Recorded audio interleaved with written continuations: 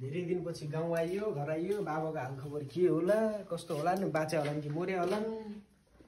बाबा बाबा बाबा सन्चै हुनुहुन्छ बाबा? एकदम नभनी आइस् त छोरा। बाबा यसो 81 आएको पनि बिदा म भन्न पाएन बाबा। बस अब त जान्नै आरामै छ बाबा। खैले झोलाले थाक्यो होलास्। खाना पस्किने गर्यो? होइन बाबा, मैले खाएर आएको छु बाबा। उतै साथी घरदेखि पसेर आएको, त्यति खाएर आएको छु बाबा। बाबु पानी खा।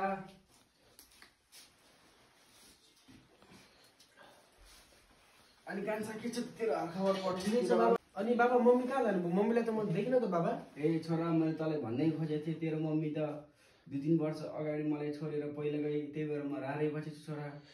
यत्रो ठुलो कुरा मलाई किन भन्नुभएको त बाबा? होइन छोरा, अब तैँले टेन्सन मान्छस् भनेर भनेको थिएन, मलाई यस्तो गाह्रो हुन्छ काम गर्न। ठिक ठाउँमा आइजस् छोरा, अब त नजाइ परदेश। हस् बाबा, म अब परदेश जान्न। म बाबा अब बिहे गर्नु पर्यो बाबा। पल्लो घरको दमाई काइलीको छोरीलाई म आजै जान्छु बाबा हेर्न। मैले पनि त्यही कुरा निकाल्न छोरा, तैँले भन्छस् भनेर।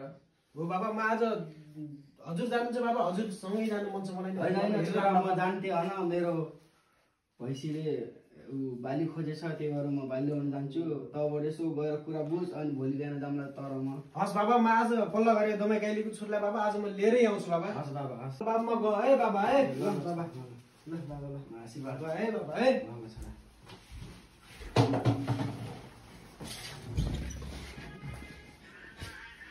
ओहो दमाई काइला बुवा, नमस्कार छ है। हो बाबु, नमस्कार नमस्कार। सन्चै हुनुहुन्छ?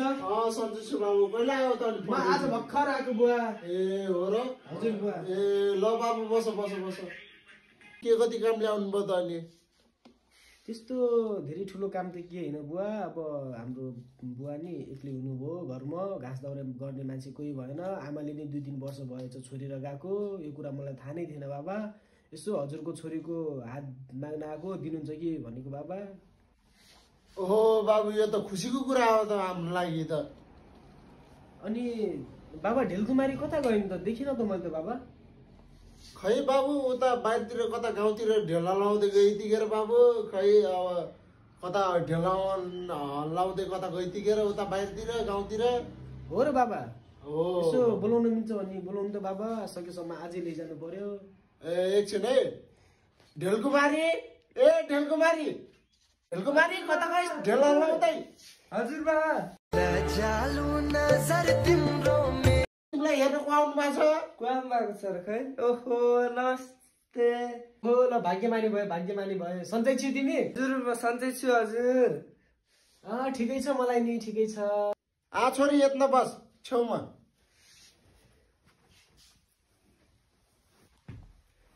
हेर बाबु, यही हो मेरो छोरी। हेर, गाउँमा सबैले ढेलकुमारी ढेलकुमारी भन्छन्। हेर बाबु, यही हो मेरो छोरी। कस्तो लाग्यो त तिमीलाई मेरो छोरी? मलाई त राम्रो लाग्यो बाबा, राम्रो लाग्यो ढेलकुमारी त मलाई।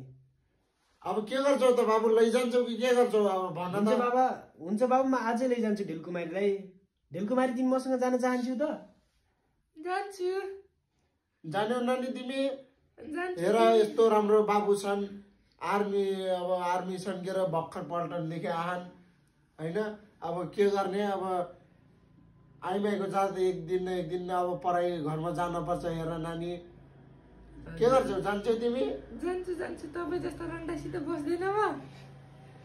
ए टोकिनी त क्या भन्छ क्या त? यस्तो नभन न त। ल बाबा, आजै लैजान्छु म ढेलकुमारीलाई। बाबा नि एक्लै छन्, आमा हुनुहुन्न के र। है बाबा, आजै लैजान्छु। बाबा नि काठे खान जाडोले गर्दा ढेलकुमारीलाई म आजै लैजान्छु बाबा।